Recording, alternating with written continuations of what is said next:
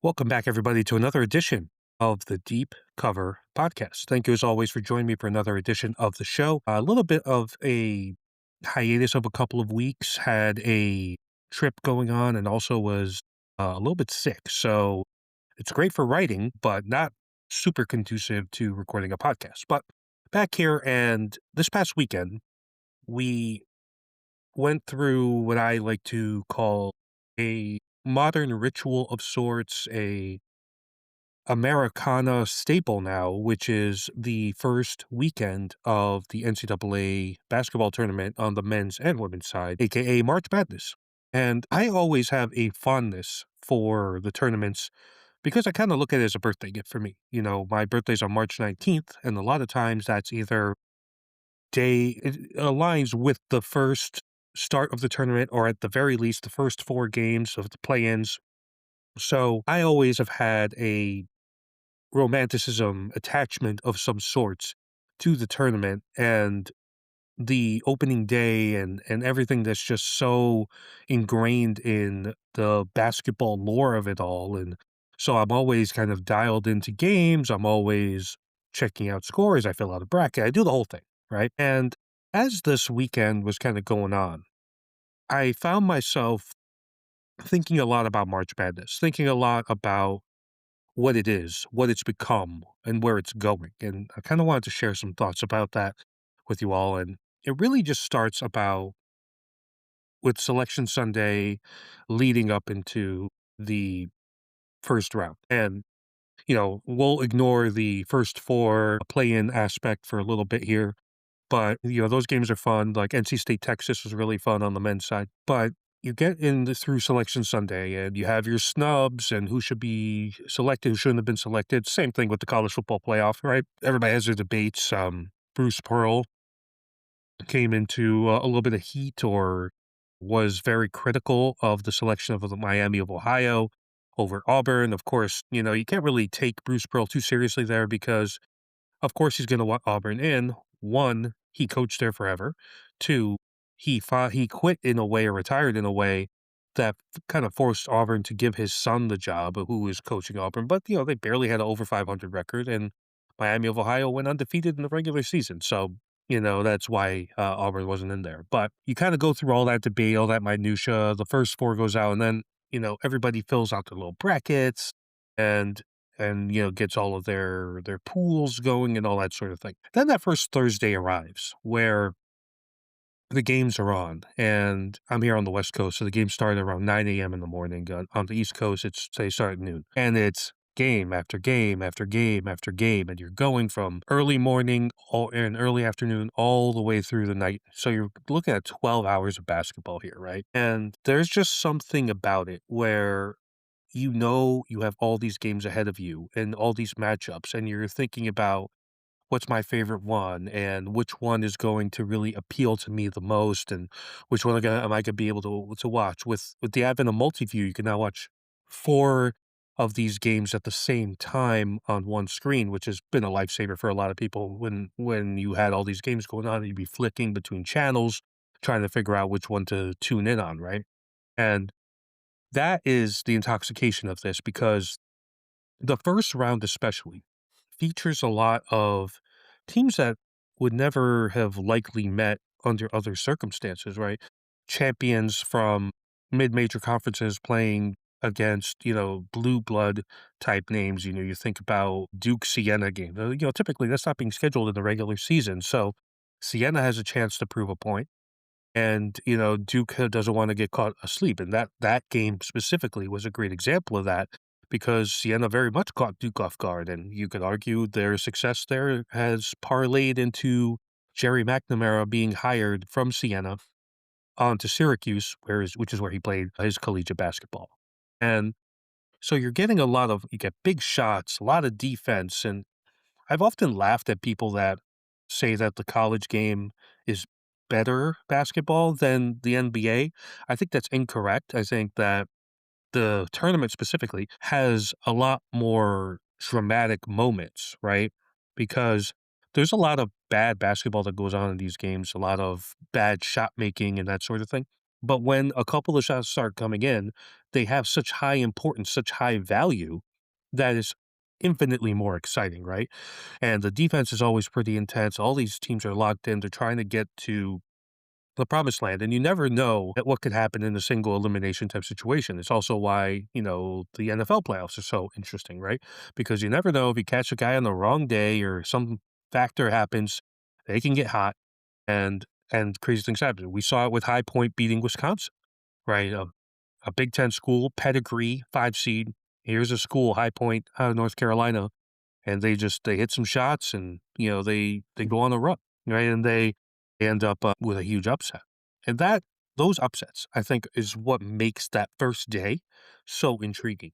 I think I made a post on Threads, and one of my followers, I can't remember his name, it might have been my good friend Ed Markey.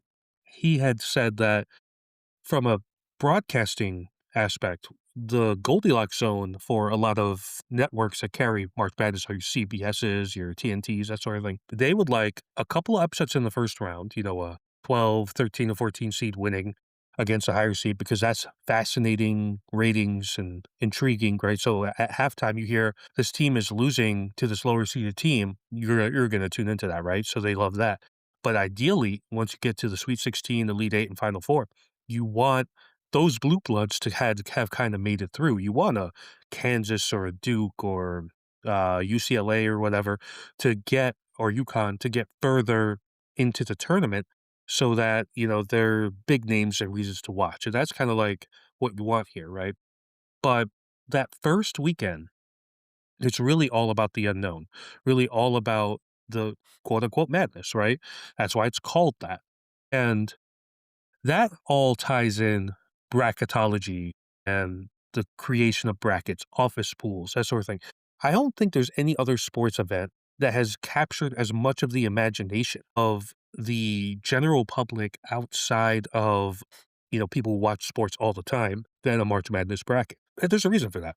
64 teams, it's clean. You just pick the winner every single time. And then you get to, an eventual champion.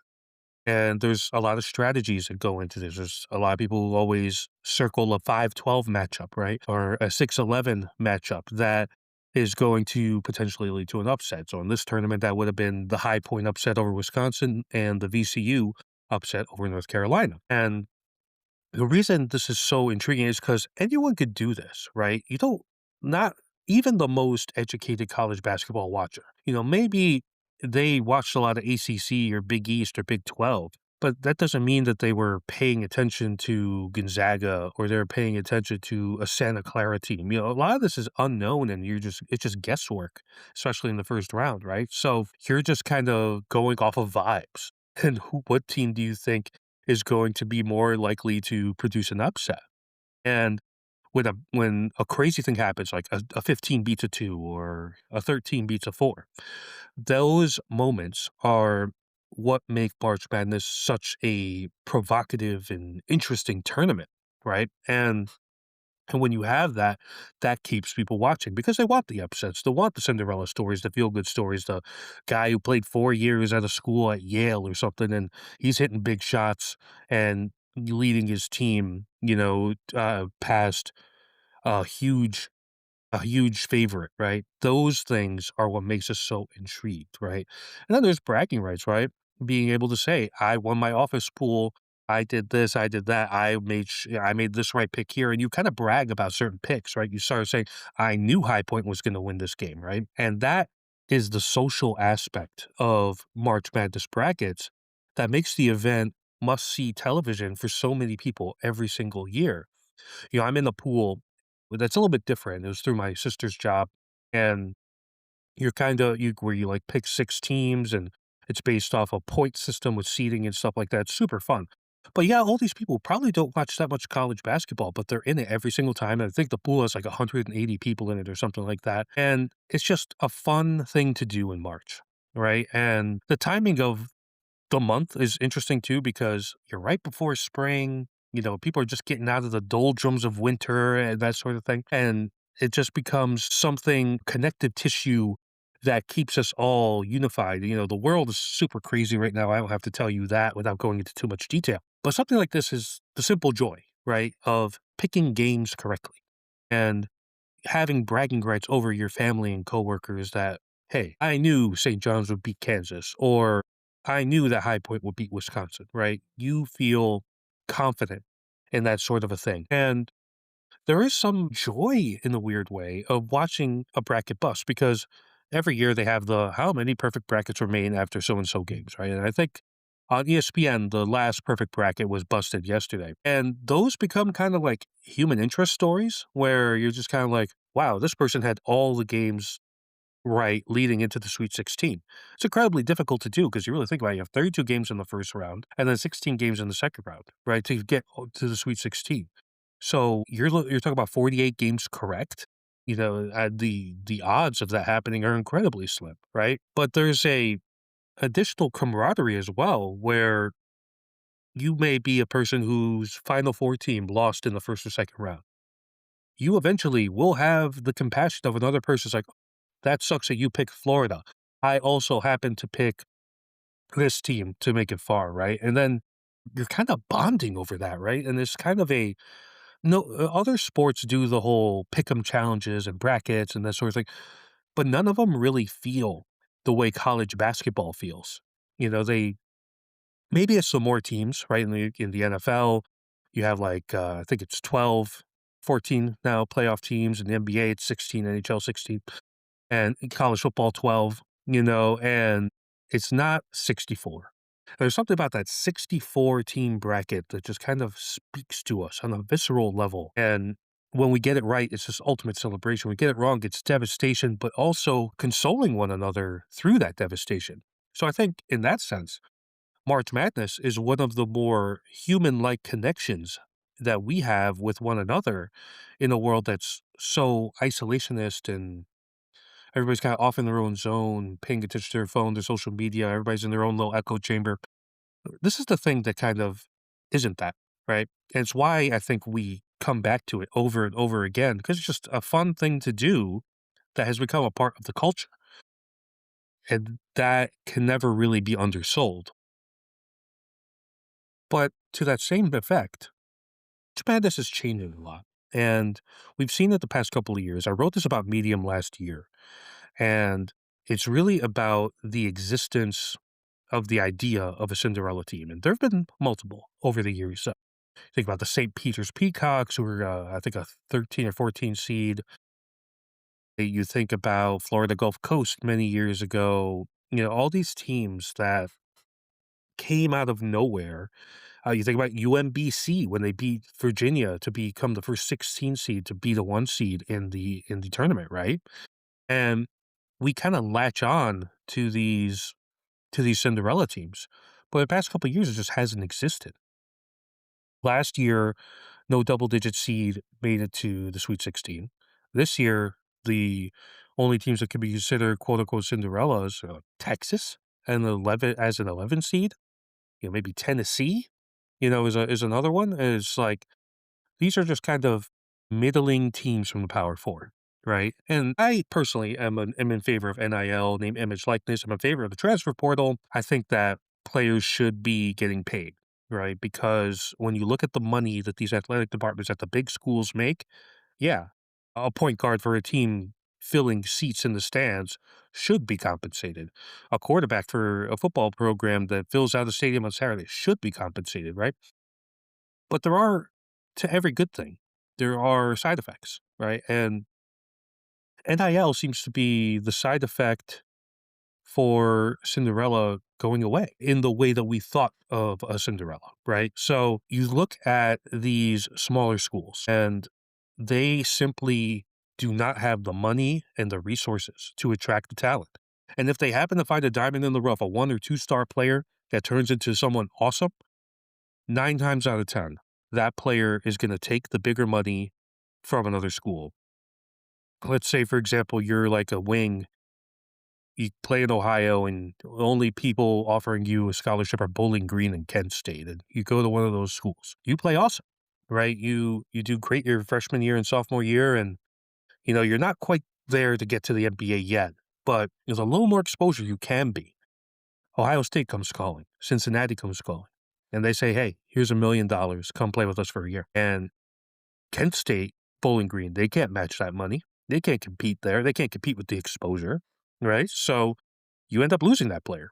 And the result is there used to be this calculation where your Kentuckys and Dukes and all these teams, they had the high end talent. But those players are also one and done players about to head to the NBA the next year. Kentucky under Calipari was notorious for this, right? They always had all these freshmen and they're waiting to get to the next crop of freshmen where even a freshman that wasn't quite ready for the NBA would jump because there's just another five-star guy coming in after. That was kind of the weakness of those teams. Yes, high level of skill, low level of experience. So the mid majors, especially like Ivy League schools were notorious for this, like your Yales and Harvards, they would have 4-year guys who had played together for multiple years, had this crazy chemistry, didn't turn the ball over because they knew each other's tendencies really well, made a couple shots, and next thing you know, magic happens, right? The thing is, the players on those mid majors are being poached before they even get to their senior, junior years to have that synergy with the teams. Because in an NIL environment, how are you going to suggest to a 19 or 20-year-old that they shouldn't take 500,000 or $1 million from a bigger name school? You're going to take it every single time, as you should, right? Because you don't know if the NBA is not guaranteed. Maximize on your viability to make some money here before you go on to the next thing, right? So that has really changed a lot where a lot of people were looking at it this week and it's like, wow, is Cinderella dead? Because there was the second day of the second round, there was like 0 mid-majors, 0 double-digit seeds. And people were like, wow, this kind of really went according to plan. And really, you only had the one true, I would say, Cinderella type upset, which was High Point over Wisconsin. North Carolina, VCU, you could say that as well, but VCU has, plays in the Atlantic 10, which is a really competitive basketball conference. And they've made runs before, and North Carolina wasn't North Carolina really, and they were missing their best player, Caleb Wilson.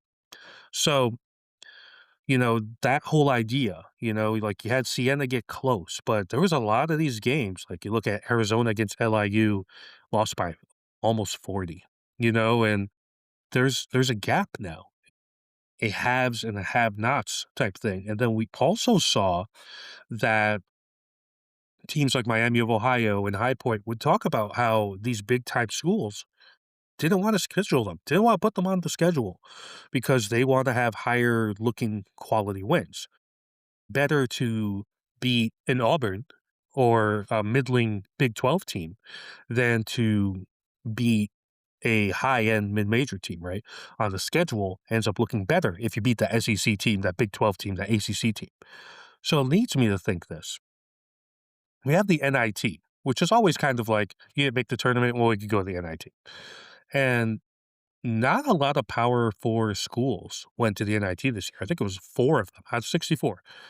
And I'm almost wondering, are we heading towards a point where the NIT, in essence, becomes the mid-major national championship? And as more and more of these at-large bids end up going to the Power 4 schools or the high-end, more notable schools in the NCAA tournament, a lot of things that are going to be happening here is that a lot of these schools, these mid-majors, these lesser-known schools, are going to stop wanting to play this game because they're in a situation where they can't win. Now, there's certain conferences I think that are in a weird situation. Big East is one of them. Atlantic 10's another. The American's another, where there's big names there, right? Like in the American, you have Wichita State plays in the American, as does Memphis. South Florida, who's in the tournament this year. Those are good schools, good basketball schools. They produce talent, but if they can't compete with, your Carolinas, Dukes, UCLA's, Michigan State, those type of schools, then what becomes left for them, right? And this is especially true for, your SoCon and SWAC and these really smaller conferences.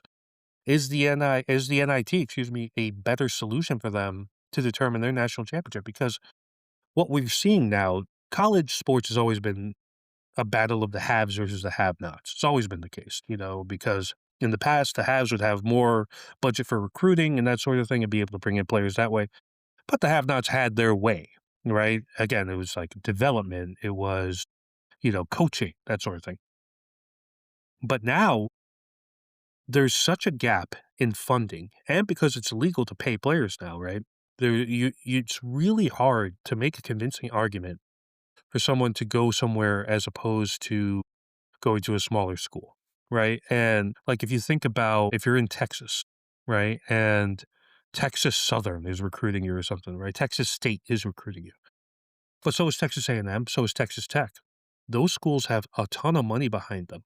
They're going to give you more money to play there. So if you're an 18-year-old kid, why wouldn't you? Or if you're transferring from another school, why wouldn't you accept the money as opposed to staying at a Rice or something like that, right? And that is the tension here because there's this have and have not. And it does impact the tournament a little bit, right? Because you're missing out on these great upsets and the great stories of it. Like you would hear stories of these smaller schools and these players and how they ended up where they ended up, and they had their little 15 minutes of fame. You look at like St. Louis, right? The Billikens. They won their first round game against Texas A&M, I think, and they got steamrolled by Michigan the following day, and that's a type of a team as a 9 seed that felt like you could go on a run with that sort of team with the guy Robbie Avila, who was originally came into fame playing at Indiana State before he transferred to St. Louis, and the gap just prevents that from being more than just a one-time win in an 8-9 game or a 7-10 game or whatever the case may be. So I do have a little bit of fears that we're heading down a path where a lot of the magic of March goes away a little bit, and we almost have to reorient our thought process because it becomes more like a professional environment. So think about it in the case of the NFL. Think about like when the New York Giants made their Super Bowl runs with Eli Manning. They didn't win their division. They were kind of low seeded, expected to lose a lot of games, but they were still a professional caliber team with a lot of resources and players and that sort of thing. That is what a Texas is, right? A team with a lot of resources, maybe had a couple hiccups during the regular season, hitting their stride, catching lightning in a bottle in the tournament. That might be the new idea of a Cinderella, which is not a school that we never heard of making a run, but rather a school that we have heard of that underachieved and got hot at the right time. And we have to ask ourselves, is that what we want? And the thing is, we kind of have to accept it because there's no way it's going back to the old system. What's done is done. And you wonder if there's like a salary cap institution, but how much does that trickle, and we knowing these colleges from across the NCAA, they're going to find ways around the system. They have enough donors and boosters and that sort of thing where the idea of a salary cap is probably not really that feasible in the long run with a lot of these schools. So I find the term is still so enjoyable and still such a great product and such a great social and cultural product. But you do wonder, has it lost a little of its shine without the the Cinderellas at the beginning? Or are we just gonna accept the pivot of it, right? It's an interesting tension that I'm curious to see how it develops over the next few years. I'd be curious to know what your all's thoughts on that is. Do you think it's better this way, or did you like it when there was more chaotic upsets? Feel free to leave a comment on Spotify on that. That's going to wrap it up for another edition of the Deep Cover podcast. Thank you as always for tuning in. Just a reminder, you can follow us, of course, on Apple Podcasts, Spotify, and YouTube. You could check out the clips on YouTube Shorts and Instagram Reels. And you could also check out any written pieces at deepcover.substack.com. But until next time, I'm your host, Omar Zaran. Thank you as always for tuning in to another edition of the Deep Cover podcast.